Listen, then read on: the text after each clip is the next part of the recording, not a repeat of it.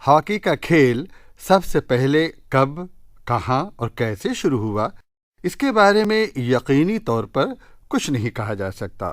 پھر بھی ہاکی کی ابتدا سے متعلق مختلف روایتیں ملتی ہیں۔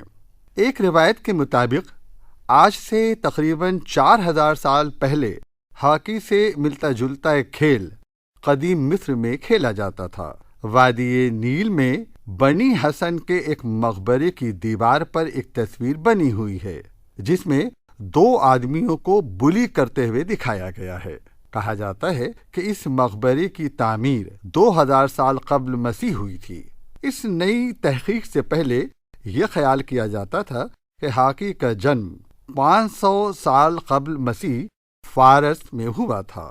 اس نئی تحقیق سے پہلے یہ خیال کیا جاتا تھا کہ ہاکی کا جنم 500 سال قبل مسیح فارس یعنی ایران میں ہوا تھا۔ اس خیال کی تائید میں یہ دلیل پیش کی جاتی تھی کہ اس وقت فارس میں پولو کا کھیل بہت مقبول تھا۔ چونکہ پولو کا کھیل گھوڑوں پر سوار ہو کر کھیلا جاتا ہے، اس لیے ممکن ہے کہ درمیانی طبقے کے کچھ لوگوں نے گھوڑوں کا خرچ بچانے کے لیے مڑی ہوئی چھڑی اور گیند سے یہ کھیل کھیلنا شروع کر دیا ہو۔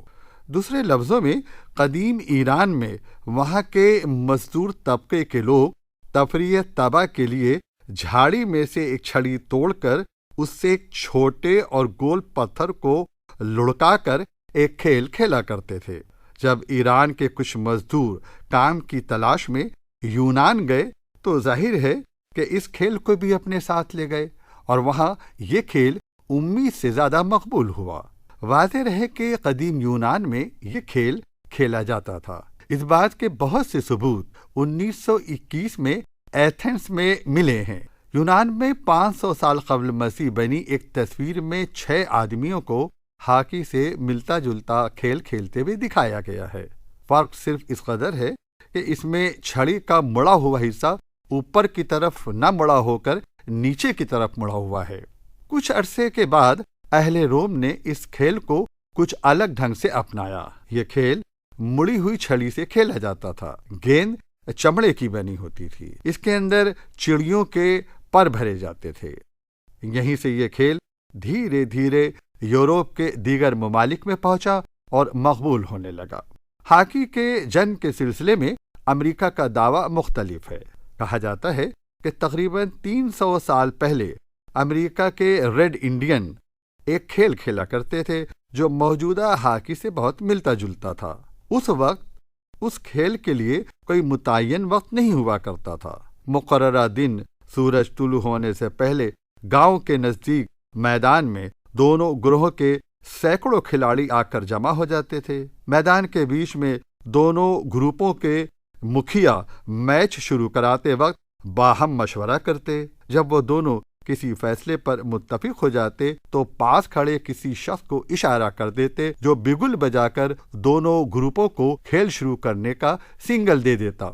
اس کھیل میں گول کرنے کا طریقہ بھی عجیب و غریب تھا۔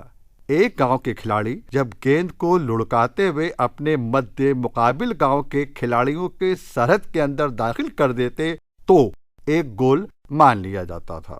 اس میں ماردھاڑ زیادہ ہوتی اور کھیل کم۔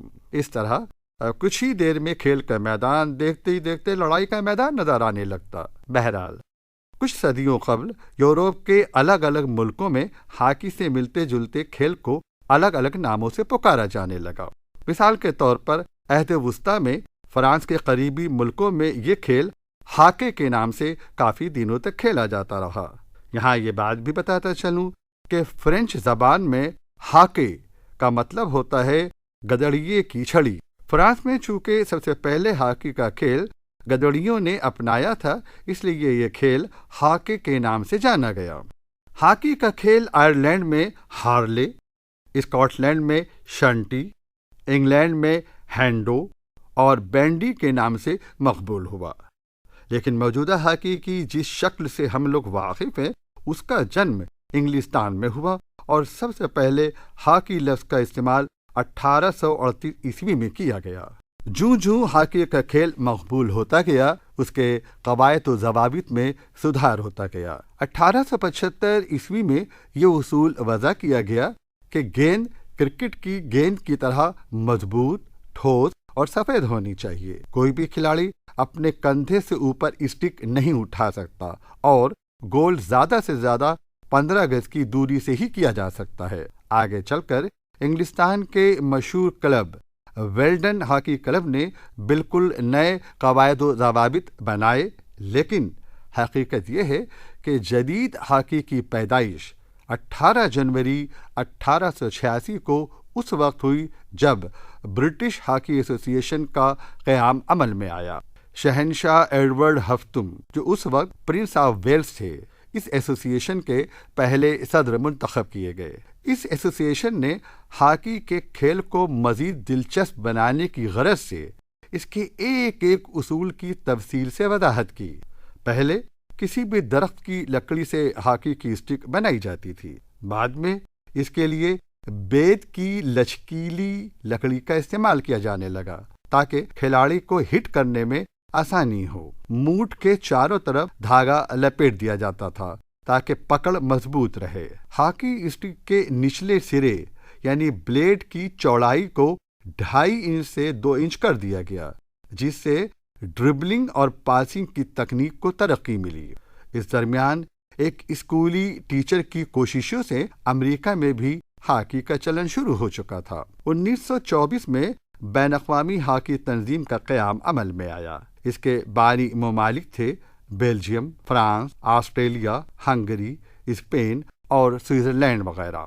جہاں تک ہندوستان کا سوال ہے، دوسرے کچھ خاص کھیلوں کی طرح ہاکی کا کھیل بھی ہندوستان میں انگریزی فوج کے ذریعے آیا۔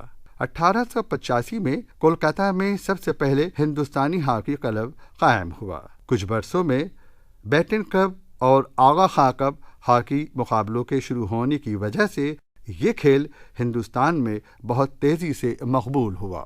1908 میں ہندوستان کے پہلے قومی ہاکی کلب کا قیام عمل میں آیا۔ 1936 میں ہندوستان کی ناقابل فراموش کامرانیوں کی تقریباً 3 دہائی کی ایک شاندار روایت شروع ہوئی، اور اس آفاقی سچائی سے کسی کو بھی انکار نہیں ہو سکتا کہ ہندوستانی ہاکی کی دنیا میں کچھ ایسے سرکردہ اور ممتاز کھلاڑی پیدا ہوئے جن پر آج بھی ہند کو فخر ہے۔ دوسرے لفظوں میں 1938 سے لے کر 1960 تک بین الاقوامی ہاکی کی دنیا میں ہند کی اولویت کسی بھی شک و شبہ اور بحث کی گنجائش سے بالا تر رہی ہے۔